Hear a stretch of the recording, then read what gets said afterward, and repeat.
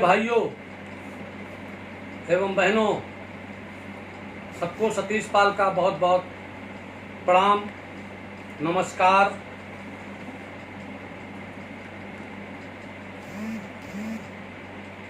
विगत जो आप से हम पीछे बोले हैं, कल भी जब आपसे राजनीति पर बात कर रहे थे, परसों भी राजनीति पर बात कर रहे थे और तमाम विषयों पर बात करते हैं हम। एक दिन माता अहिल्याबाई होलकर के बारे में बोले और लॉकडाउन के समय पर विभिन्न विषयों पर बोले हैं, बोलने का अवसर मिला है। आप लोगों ने जिस तन्मयता से सुना है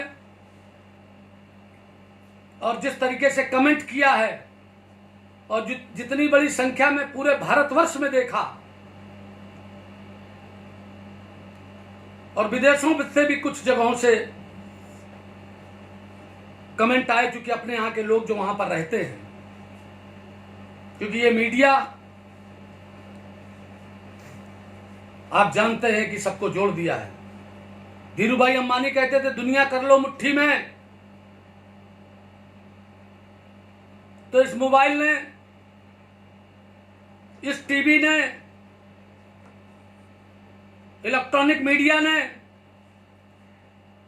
जब कोई लंदन में मैच होता है, टेस्ट मैच होता है, वनडे होता है, तो वहां से जो दिखाया जाता है और घर में बैठ करके जब आप देखते हो मैच को, तो आपको पिच और गेंद बिल्कुल साफ दिखाई देती है। उतनी अच्छी स्टेडियम में बैठे हुए नहीं दिखाई देती है दर्शक को। दोस्तों, कल मैंने कहा था कि मैं आज सहकारिता पर बोलना चाहता हूं, कोऑपरेटिव पर बोलना चाहता हूं, क्योंकि एक बहुत बड़ा विषय है ये।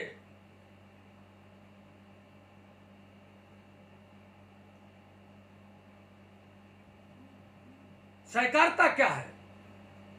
सहकारिता,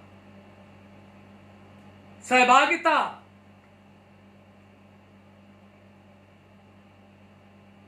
मैंने दुनिया के तमाम देशों में देखा है कि कोऑपरेटिव से,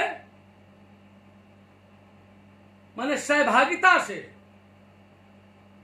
बड़ी सी बड़ी फैक्ट्री लगाते हैं लोग।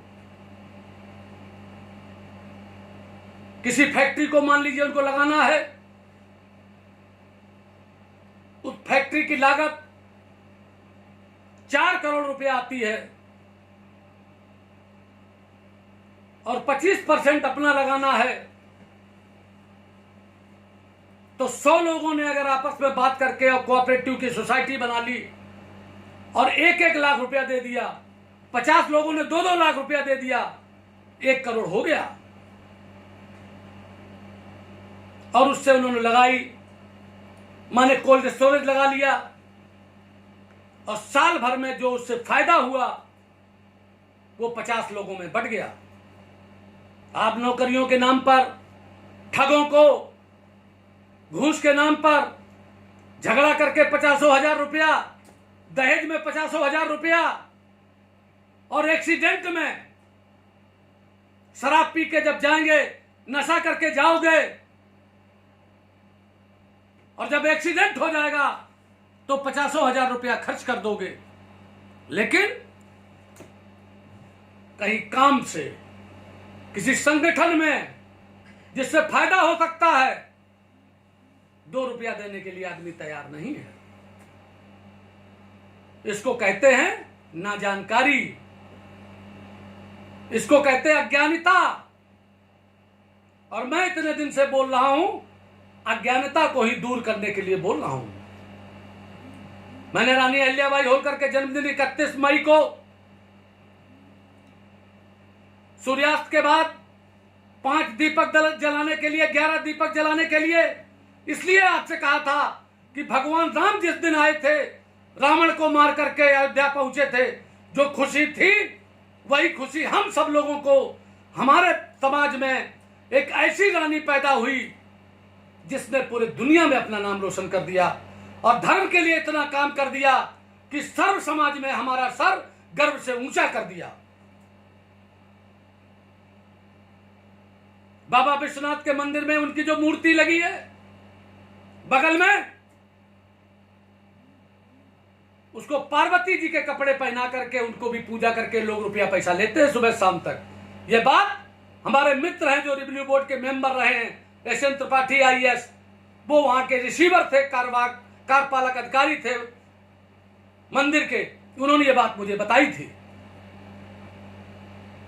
क्योंकि वो भी आपके समाज को, हर वो आदमी जो शोषण के खिलाफ होगा। दोस्तों, राजनीति वो चीज है जिसमें 2 दूनी 4 होता है, 2 दूनी 5 नहीं होता है। और 2 दूनी 5 कौन करते हैं? जो बेईमान होते हैं। आपको अपने दोस्त और दुश्मन की पहचान करनी चाहिए। आपको कामों की पहचान करनी चाहिए कि हम कौन सा धंधा करें। तो इस जो नए भारत का निर्माण हो रहा है, नए विश्व का निर्माण हो रहा है, इस लॉकडाउन के बाद, इस कोरोना वायरस के आने के बाद, इस कोरोना वायरस ने पूरे विश्व का परिदृश्य बदल दिया है। बुद्धिमानों को दिख रहा है। फिर वो बुद्धिमान लोग, वो बेईमान लोग, वो शोषक लोग कहीं शोषण न कर ले जाएं। इसलिए मुझे बोलने के लिए आज 28 तारीख है, 29, 30, 31 3 दिन और बोलूंगा। क्योंकि 31 के बाद यदि लॉकडाउन बढ़ेगा भी तो भी मैं इसलिए नहीं बोलूंगा कि दोस्तों भाड़ के तरीके से चिल्लाने से कोई फायदा नहीं है। उसको अब हमें कार्य रूप में परिणित करने का अवसर आ गया है। इसलिए 31 मई 2020 को रानी अहिल्याबाई होलकर के जन्मदिन पर, जैसे 14 अप्रैल बाबा साहब के जन्मदिन पर काशीराम जी ने बहुजन समाज पार्टी का ऐलान किया था, उसी तरीके से मैं 31 तारीख को आपके सामने बहुत सी चीजों का ऐलान करूंगा। और ऐसी चीजों का ऐलान करूंगा जो जिनको मैंने बना लिया है, सोच लिया है, उसी दिन ऐलान करना है। क्योंकि अभी भी जो सोच सुन रहे होंगे कुछ शोषक लोग, कुछ अपने ही समाज के लोग, कि हमें कैसे बिरादरी का शोषण करना है, उनका दिमाग चलने लगा होगा। उनकी हम चलने नहीं देंगे बेईमानों की। आस्तीन के अंदर सांप होता है। कभी भी आपको कभी खतरा दूसरे से नहीं होगा, हरदम अपनों से होगा। इसलिए अपनों से ज्यादा सावधान रहो। और अपने बहुत से वो लोग हैं जिन्होंने बैकवर्ड बात कह के, दलित की बात कह के, ब्राह्मण क्षत्रिय वैश्य और शूद्र की बात कह के कि हम सब शूद्र में हैं और नेतागिरी में हमारा शोषण कर लिया और मुख्यमंत्री बन गए और हमको वोट बैंक बना करके, बेवकूफ बना करके फेंक दिया। हम उनको नहीं फेंकेंगे, लेकिन उनको हम औकात जरूर बता देंगे कि तुम हमारे लोगों का शोषण नहीं कर पाओगे। हमारे भी समाज में बुद्धिमान लोग हैं, हमारे भी समाज में इंटेलेक्चुअल हैं। दोस्तों, सहकारिता से, कोऑपरेटिव से 1977 में जब जनता पार्टी की सरकार आई और उत्तर प्रदेश के मुख्यमंत्री स्वर्गीय रामनरेश यादव जी बने, जो एक सांसद थे सिर्फ आजमगढ़ से, बाद में वो राज्यपाल भी रहे कांग्रेस से, मध्य प्रदेश से, और वहीं पर उनके ऊपर भ्रष्टाचार का चार्ज उनके लड़के पर लगा। उसी शौक में वो मर गए। उन्होंने सबसे पहले रिजर्वेशन उत्तर प्रदेश में 15% बैकवर्ड क्लास के लिए किया था और बैकवर्ड क्लास के लोगों को उन्होंने वजीफा भी दिया था। और उसी वजीफे से मैं वकालत में पढ़ता था, मैंने पहली बार सूट बनवाया था। दोस्तों, ये समझना पड़ेगा, बगैर धन के धर्म नहीं। इसलिए धन पैदा करने के लिए कौन कौन से काम करने चाहिए, वो सारे काम करो। उसी 1977 में रामनरेश यादव के साथ मुलायम सिंह यादव भी कोऑपरेटिव मिनिस्टर थे, सहकारिता मंत्री थे, और उसी समय उन्होंने उत्तर प्रदेश के समस्त कोऑपरेटिव समितियों पर, बैंकों पर, संगठनों पर, संघों पर कब्जा कर लिया और सबको लोन दिलवा दिया। और ये जब 2012 में सरकार बनी है तब इन्होंने घोषणा की थी कि मैं किसानों का कर्ज माफ करूंगा, तो इन्होंने सब सहकारिता वालों का सारा कर्ज माफ कर दिया और अपने लोगों के सारे कर्ज माफ कर दिए। दोस्तों, मैं तो सहकारिता के मामले में कुछ जानता ही नहीं था। शुरुआती दौर से सहकारिता से मुझे नफरत थी। जब मैं विदेश गया 1986 में, तो वहां सहकारिता पर जब बहुत बात होती थी तो मैं कहता था कि उत्तर प्रदेश में, हिंदुस्तान में तो सिवाय भ्रष्टाचार के अलावा वहां कुछ है ही नहीं। एआर बने हैं, सचिव बने हैं, ये सारे खाऊ हैं। तब उन्हें बताया गया कि नहीं, तमाम बातें मैंने देखी। भारत सरकार में जब माननीय राजनाथ सिंह कृषि मंत्री बने, तो उन्होंने फिशरीज का एक फिस्को फिट होता है, मछुआरों के पूरे देश का, बैकवर्ड क्लास के लोगों का एक वो होता है, उस पर उन्होंने हमको उसका ऑल इंडिया का डायरेक्टर बना दिया। जब मैं मीटिंग में गया, उसमें जब हमने योजनाएं देखी, तो मछुआरों के लिए आवास की योजना थी।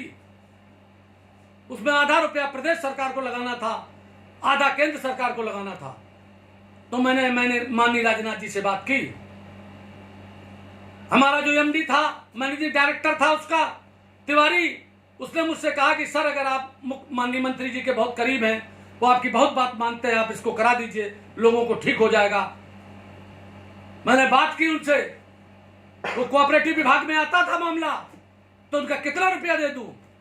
तो हमने कहा इसकी क्या वसूली की जाएगी? बोले कोई वसूली नहीं, ये अनुदान है। और कितना दे दूं? 500 करोड़ दे दूं, 10,000 करोड़ दे दूं, 20,000 करोड़ दे दूं? तब दोस्तों मैंने जाना।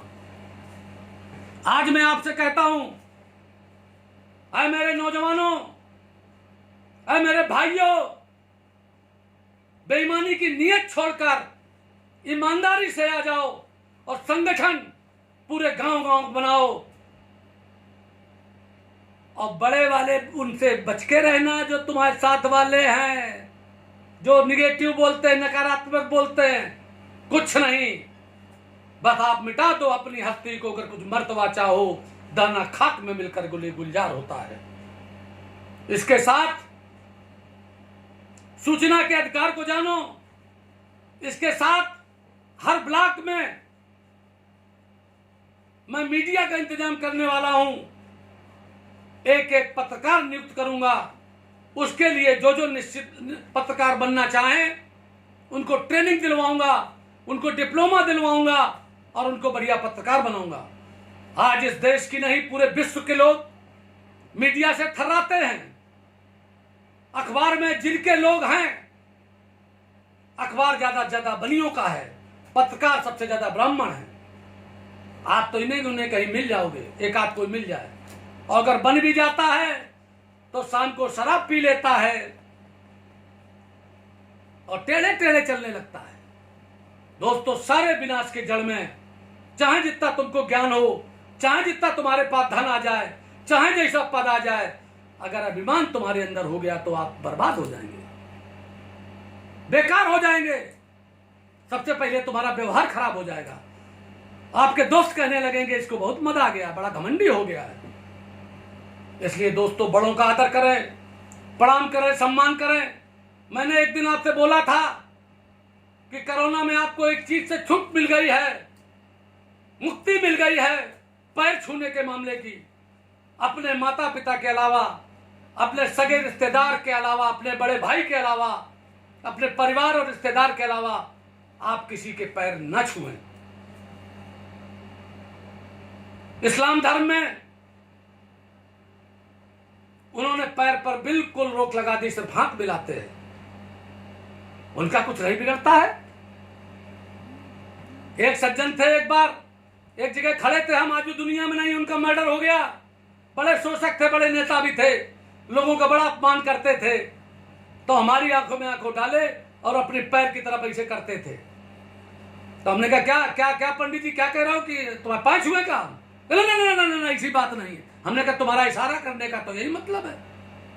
तो दोस्तों, ऐसे लोग सताए जाते हैं। दलितों में, गरीब आदमियों में, कठेरिया समाज के लोगों को, गडरिया और कठेरिया में क्या अंतर है? 4 शब्द गडरिया में और 4 शब्द कठेरिया में, कठेरियों को मिला के चलो। उनको अगर कोई धानुक कह दे तो उनका मुंह सिकुड़ जाता है, तुमको कोई गडरिया कह दे तो तुम्हारा मुंह सिकुड़ जाता है। ये बात मैंने तुमसे कई बार कही है। माननीय रामशंकर कठेरिया जी हैं, सांसद हैं, राष्ट्रीय अनुसूचित जाति जनजाति आयोग के अध्यक्ष भी हैं, कैबिनेट मिनिस्टर का दर्जा भी है, मैंने उनको जिताया भी है। कभी कोई दिक्कत हो उनके पास चले जाओ, उनका भी प्रयोग करेंगे। हमने जोगियों को, सपेरों को न्याय दिलाने के लिए उनके यहाँ कार्यक्रम में वो किया है और भी तमाम काम करेंगे। लेकिन आज दोस्तों, आज ही से आप अब 2 दिन और बकाया रह गए, 3 दिन और, 29, 30, 31 तारीख को मैं आपके यहाँ 2 बजे 3-4 लेवल पर लड़ने की घोषणा करूंगा। एक संपूर्ण मजदूर को, संपूर्ण किसान के लिए क्या योजनाएं बनाई जाए, कोऑपरेटिव सेक्टर के लिए और सामाजिक संगठन के लिए कई जगह काम करने का काम करेंगे। जो पंचायत के चुनाव में भी तुमको राजा बनाए और सतीश पाल कुछ नहीं कर सकते हैं, लेकिन मैं गडरियों को राजा तो बना ही सकता हूं, ग्राम प्रधान बना ही सकता हूं, जिला पंचायत सदस्य बना ही सकता हूं। कोई जरूरी नहीं है कि जो आईएएस को पढ़ाता हो, डॉक्टर को पढ़ाता हो, कोचिंग करता हो, वो खुद में डॉक्टर हो जाए और खुद में आईएएस हो जाए। लेकिन वो पढ़ाता जिनको है वो आईएएस हो जाते हैं। दोस्तों, मैंने अपने आप को सोच लिया है कि हमें समाज में ऐसे ऐसे विभिन्न ग्रुपों में लोगों को बनाना है और पूरे देश में सारे कामों को करना है।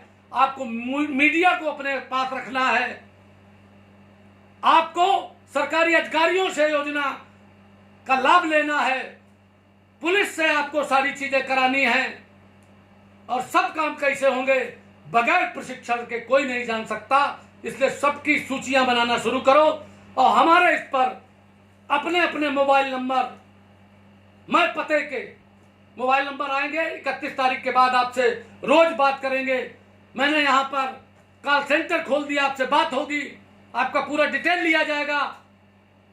एक हेल्पलाइन ली गई है, 18 से है उसका, उस पर आप सब अपना रात जब जो जिसको कोई दिक्कत होगी पूरे देश से, पूरे उससे उनकी समस्या का कैसे समाधान कराया जाए, वकीलों का पैनल कैसे होगा, कौन पुलिस में बात करेगा। क्योंकि हमारी तो गुरु ऐसी बात है दोस्तों, भाइयों, कि कबीरा खड़ा बाजार में सबकी मांगे खैर, और ना काऊ संग दोस्ती और ना काऊ संग बैर। ना हमें जातिवादी काम करना है, ना मुझे पक्षपाती काम करना है। मुझे तो अहिल्याबाई होलकर की तरीके से काम करना है, जिससे आगे आने वाले समय में मेरे पिता का नाम रोशन हो, मेरे पूर्वजों का नाम रोशन हो और आने वाली हमारी पीढ़ी भी हमारा भी नाम रोशन करे और पूरे दुनिया में नाम रोशन हो। यही बात कहते हुए अपनी वाणी को विराम देता हूं। जय हिंद, जय भारत, सबको बहुत बहुत धन्यवाद।